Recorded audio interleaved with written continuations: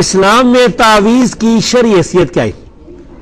تعویذ سے مراد میرے خیال اس آدمی کی یہ ہوگی، سوال کرنے والے کی، جو لکھ کر لٹکاتے ہیں،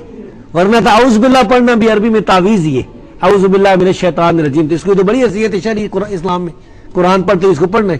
لیکن یہ جو گلے میں لٹکانا، بازو کے ساتھ، ٹانگ کے ساتھ باندھنا یا دیوار کے ساتھ یا کچھ، یہ جو تعویذ ہے بھائی، اس کا کوئی ثبوت نبی صلی اللہ علیہ وسلم سے بھی نہیں ہے، صحابہ سے بھی نہیں ہے، صحابہ اکرام سے بھی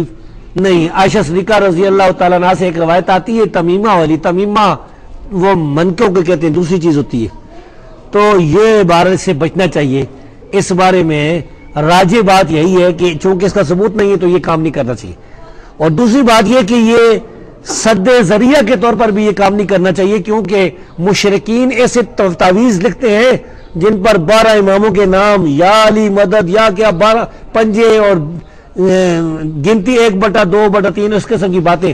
اور کفار کے شداد، حامان، فرعون وغیرہ کے نام بھی لکھے ہوتے ہیں، وہ سارے شرکت ہوتے ہیں، تو یہ سد ذریعہ کے طور پر بھی جائز نہیں۔ کیا قرآنی تعویذ جائز ہے؟ بھائی قرآنی تعویذ کا ثبوت نبی صلی اللہ علیہ وسلم سے، صحابہ سے نہیں ہے، باقی تابعین، تبع تابعین سے ہے، سلف میں اختلاف ہے۔ ہم اس کو شرک کفر نہیں کہتے، یہ شرک یا کفر یا فتویٰ نہیں لگاتے، ہم یہ کہتے ہیں کہ قرآنی تعویذ بچنا چاہیے، اگرچہ کوئی سوال کر لیتا اس پر فتویٰ کوئی نہیں لگے گا۔